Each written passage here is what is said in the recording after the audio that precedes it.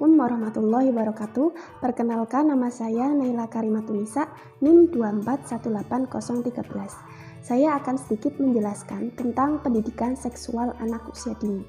Pendidikan seksual anak usia dini merupakan suatu upaya pengajaran dan penyadaran mengenai jenis kelamin, identitas seksual, hubungan dan keintiman yang berbasis penanaman nilai-nilai moral agama pada anak.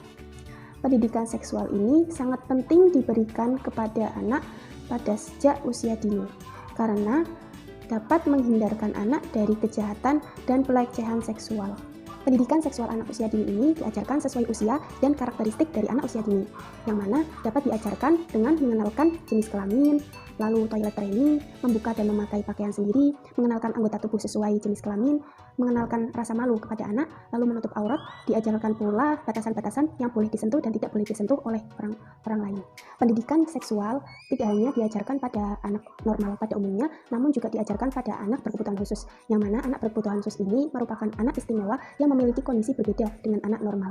Pendidikan seksual anak berkebutuhan khusus masih bersifat sederhana, yakni lebih pada penekanan untuk mengenalkan organ seks yang dimiliki anak. Peran orang tua sangat dibutuhkan dan sangat penting sekali dalam mengajarkan pendidikan seks baik kepada anak normal maupun kepada anak berkebutuhan khusus. Karena orang tua sebagai pendidik utama dan pertama pada anak-anaknya. Sehingga orang tua perlu tahu pendidikan seks yang salah dan yang benar, supaya dapat dengan tepat dalam membimbing dan mengajarkan anaknya tentang pendidikan seks.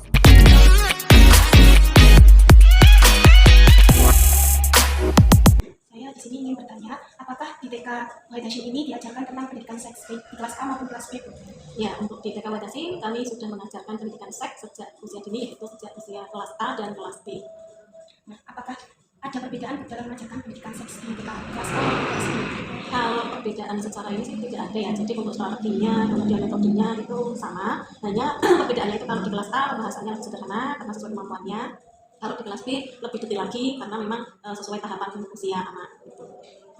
Lalu bagaimana penerapan pendidikan seksual di TK White Hashim ini? Penerapannya untuk TK White Hashim ini bisa melalui tema, misalkan tema tentang aku dan anggota tubuhku, itu yang diajarkan mengenal anggota tubuh mulai dari kepala, kemudian juga diajarkan mengenai nama-nama anggota tubuh yang kaitannya dengan pengajaran seks dini ya, seperti misalkan bagian dada, ada payudara, dan nama-nama itunya juga kami ajarkan kepada anak sesuai tahapan kita kelas B. Kita sudah mulai dikasih tahu bahwa anak perempuan itu ya misalkan vagina, yang laki-laki itu penis, itu sudah kami ajarkan melalui pembelajaran pada tema. Kemudian juga bisa melalui main peran, berperan sebagai ayah, berperan sebagai ibu, juga bisa melalui penugasan langsung atau misal pada saat berbaris di depan, silakan anak yang perempuan baris dengan yang perempuan, yang laki-laki dengan yang laki-laki. Jadi anak tahu bahwa dia itu seorang perempuan dan dia itu sebagai seorang laki-laki.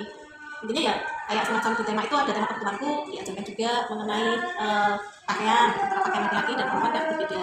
Kemudian juga diajarkan tentang kebutuhanku, kayak kebersihan itu juga diajarkan bagaimana cara membersihkan anggota tubuh supaya sehat, termasuk juga pembelajaran melalui toilet training. Jadi diintegrasikan dengan tema, metodenya bisa dengan metode bercerita juga bisa, kemudian dengan tadi penugasan, kemudian tadi dengan cara main peran atau sosial drama itu juga bisa diterapkan seperti itu di TK White Hashim. Lalu bagaimana tanggapan para guru mengenai pertanyaan-pertanyaan anak yang tentang seksual? Bukan anak kan biasanya kadang anak masih kecil ya menanyakannya yang aneh-aneh, kenapa ibu saya punya susu menyusui, terus kok itu alat-alatnya kok beda ya bu? Iya. Tanggapannya gimana? Ya, untuk kaitannya pertanyaan anak itu ya guru kami sudah TK White Hashim itu sudah kami ajarkan bahwa tidak usah kaget dengan pertanyaan anak semacam itu berarti anak yang cerdas yang karena memang anak itu rasa ingin tahunya kan besar, sehingga guru tidak usah wah kok tanya seperti itu tidak sopan, tidak, tetapi harus dijelaskan secara sederhana, sesederhana mungkin yang bisa dimengerti oleh anak. Misalkan tadi oh itu ibu kok punya susu, ayah kok tidak, kita jelaskan memang Allah menciptakan manusia itu berbeda dan berpasang-pasangan, ada laki-laki ada perempuan. Nah, teman-teman juga punya ayah dan punya ibu yang berbeda, secara fisik juga berbeda. Kalau ayah tubuhnya lebih keter, lebih maskulin, lebih maco, karena bertugas untuk menjaga keluarga dan juga mencari nafkah. Lah ibu itu lebih feminim, lebih halus, lebih menyayangi, karena memang ibu secara kodrati dari Allah memang diciptakan untuk mengandung. Itu kan anak kan melihat tuh ibunya mengandung adik, kalau ibunya punya adik, perutnya gede, ibunya dalamnya ada adiknya mati lahir. Kadang anak tanya, lah itu lahirnya lewatnya dari mana? Kadang anak tanya seperti itu, ya dikasih tahu Allah menciptakan jalannya ya seperti kayak ayam itu bertelur kan juga keluar itu seperti itu. Jadi keluarnya ya di tempat yang sudah Allah siapkan. Untuk anak perempuan bisa dikasih tahu itu maksudnya lewat vagina lah gitu, lewat rahim karena perempuan ada rahim. Kemudian nanti kenapa kok punya susu, karena ketika adik lahir kan harus menyusui. Nah makanya Allah kasih perempuan punya susu. Nah bagi anak-anak perempuan, adik-adik sama, yang perempuan punya susu. Kenapa? Karena masih kecil, ya belum besar. Belum besar, nanti kalau sudah besar, sudah punya suami, karena nanti anaknya, wah suami, tidak apa-apa, nanti kan kalau gede mau punya suami. Nah itu nanti kalau hamil, punya adik, nanti susunya payudaranya besar, karena ada susunya untuk menyusui adik bayi, kayak gitu. Nanti kan ada yang main peran jadi ibu, itu ya bermain peran jadi ibu beneran, disusui akhirnya dimandiin, yang jadi ayah ya pura-pura pulang kantor. Biasanya anak senang main peran itu dan sudah bisa memainkan perannya masing-masing. Jadi memang anak-anak memang secara usia dini masih dikasih tahu supaya dia juga bisa menjaga menjaga ini bagian-bagian tubuh atau mana yang itu tadi yang tentang seks itu kan juga harus tahu bisa menjaga dan sebagainya. Lalu bagaimana pengajaran pendidikan seks dalam lingkup hasanah Islam di TKW Hasyim ini? Untuk di TKW Hasyim ini kami karena memang ya Islam juga, itu kami mengajarkan, dan yang pertama itu kami ajarkan tentang aurat antara laki-laki dan perempuan berbeda, dan secara fisik pun penampilannya berbeda karena yang perempuan itu memakai jilbab, kalau laki-laki kan tidak. Kemudian kalau di TKW Hasyim itu dari baju seragamnya saja memang antara putri dengan yang laki-laki itu berbeda. Yang laki-laki itu pakai celana panjang, kemudian lengannya pendek. Kalau yang perempuan itu pakainya rok panjang, kemudian lengannya panjang dan berkerudung. Itu kami ajarkan supaya anak tahu batas-batas aurat antara laki-laki dan perempuan. Kemudian untuk selanjutnya kami ajarkan juga tentang sesuci atau beristinja, atau kalau di pelajaran ya toilet training lah ini, karena di Islam sendiri mengajarkan supaya untuk beribadah itu kan harus suci. Nah, makanya TKW Hasyim mengajarkan toilet training, mengajarkan cara beristinja yang baik, atau ketika BAB atau BAK itu membersihkan alat kelaminnya yang bersih supaya suci, seperti itu. Kemudian juga kami latihkan ke anak-anak untuk menjaga atau menanamkan rasa malu pada anak, yaitu ketika anak misalkan di rumah mandi sendiri, kemudian habis mandi keluar kamar mandi, itu kami ajarkan supaya tidak telanjang, karena kalau keluar kamar mandi telanjang dilihat orang kan malu. Kami ajarkan walaupun di rumah sesudah mandi harus aurat tetap ditutup ya, terutama bagian-bagian seks ini buat dada depan, kemudian belakang bokong lah ya, atau pantat sama depan mata kelamin itu harus ditutup. Jadi kami ajarkan seperti itu.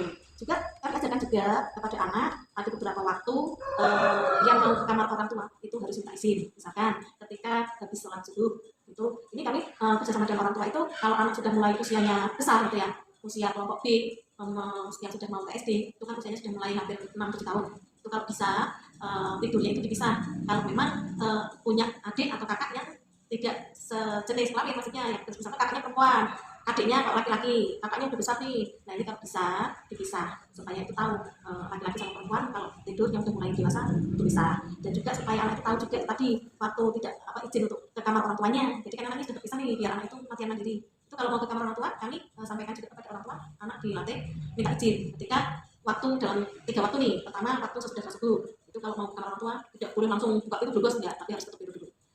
Kemudian yang kedua waktu siang, nah itu juga habis sholat duhuran itu menjelang asar itu juga harus minta izin. Kemudian yang ketiga waktu malam hari sesudah sholat isya. Nah, 3 waktu itu kami minta orang tua untuk mengajarkan ke anak kalau mau ke kamar orang tua harus tutup pintu dulu, terutama di 3 waktu ini, karena 3 waktu ini termasuk waktu waktu inti kedua orang tua ini, waktu aurat gitu maksudnya. Itu di TKW Hasyim yang kami ajarkan pendidikan seks yang terkaitnya dengan ajaran agama Islam. Terus di TK ini apakah ada anak berkebutuhan khusus? Untuk tahun ini tidak ada. Tahun ini tidak Iya. ada. Nah, apakah ibu pernah mengajar anak yang berkebutuhan khusus? Pernah ada. Ya. Nah, berdasarkan pengalaman ibu, bagaimana menerapkan dan mengajarkan pendidikan seks pada anak berkebutuhan khusus, Bu?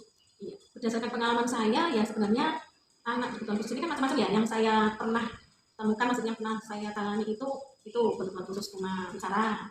Nah untuk yang tunawisara itu karena dia nggak bisa dengar, itu perbedaannya ya saya harus menggunakan bahasa isyarat, supaya anak itu tahu. Misalkan saya mengenalkan anggota tubuh, nah itu saya kasih tahu, misalkan ada aturan ini anggota tubuh ini, misalkan ini kelaminnya ini, kalau pas toilet training saya kasih tahu caranya dibuka, misalkan nanti kemudian pipis, kemudian kelaminnya harus dibersihkan dengan baik. Itu saya harus pelan ngomongnya juga pelan supaya anaknya itu melihat ini ya mulut saya yang ngomong apa itu, baru nanti anaknya paham. Nah, ya jadi perbedaannya harus kita lihat ABK-nya apa, kemudian lakukan dengan pelan, dengan sabar, dengan tekun. Soalnya untuk anak ABK ini butuh waktu yang lebih lama dari anak yang normal. Saya juga pernah menangani yang cerebral palsy, itu sulit ini ya, jalannya itu agak susah gitu. Itu ya kalau secara komunikasi bisa, hanya untuk melakukannya itu butuh proses agak lama gitu. Kalau untuk nama-nama ini anggota tubuh termasuk kelamin, dia tahu kerja pasti bisa mengusahakan walaupun tidak kasar ya, karena memang cedal gitu.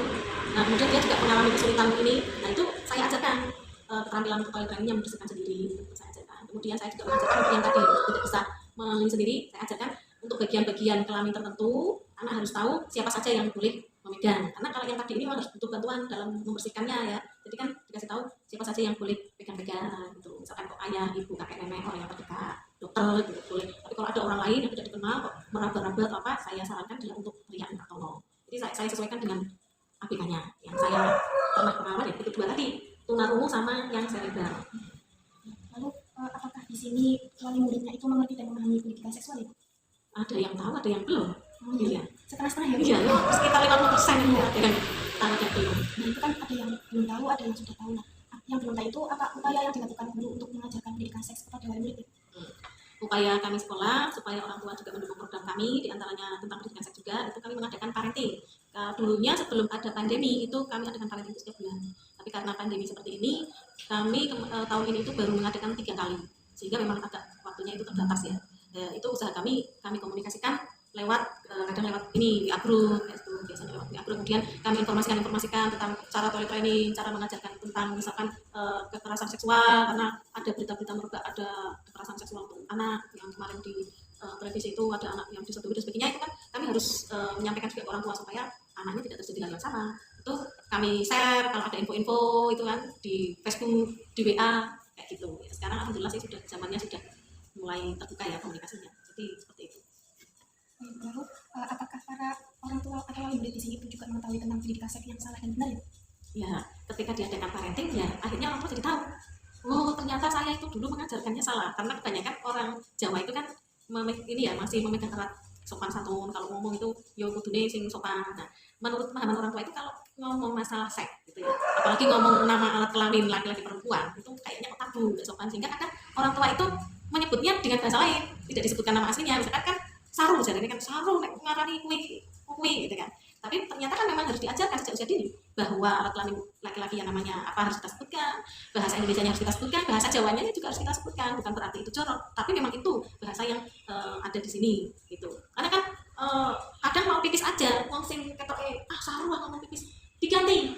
Nah ini kan bahaya kalau nggak tahu komunikasi yang pas. Contohnya itu ada yang diganti, ngomongnya Pak Pipis aja ngomong pipis jadi ngomongnya Pak Nyanyi. Nah padahal ya kalau itu kodenya sama ibu, ibu Pak Nyanyi, oh iya orang. Nah pas ibunya dari situ, Pak Nyanyi, lah ketika ini akan berdiri ternyata malah pipis di depan kelas kan. Repot, itu pendidikan yang salah. Jadi harus diberikan yang sesuai dengan apa adanya gitu. Nggak usah bahwa itu tabu dan sebagainya, dan itu bukan hal yang tabu dan anak-anak harus tahu. Itu orang tua akhirnya, oh iya ya ternyata salah. Inilah pentingnya komunikasi dan pentingnya juga diadakan parenting. Terus di sini juga dalam pengajaran apakah selalu melibatkan orang tua dalam pengajaran pendidikan seks anak usia dini?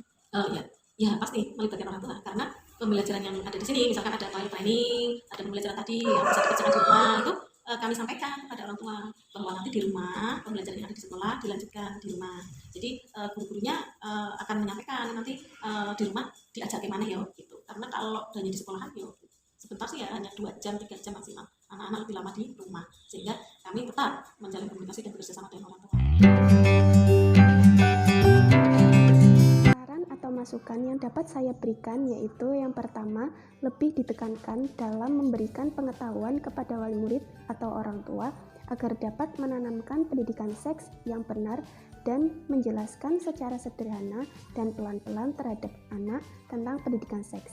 Yang kedua, strategi yang dapat diterapkan dalam mengajarkan pendidikan seksual anak usia dini yaitu bisa dengan lagu tentang sentuhan boleh, sentuhan tidak boleh, dengan memakai media video pembelajaran. Yang ketiga, metode penyampaian pendidikan seks kepada anak dapat menggunakan metode pemberian hadiah dan hukuman. Hukuman hanya boleh diberikan bila anak melakukan kesalahan dengan sengaja. Namun, hukuman tersebut harus disesuaikan dengan usia anak dalam mendidiknya. Sekian dari saya, kurang lebihnya mohon maaf. Wabillahi taufiq wal hidayah. Wassalamualaikum warahmatullahi wabarakatuh.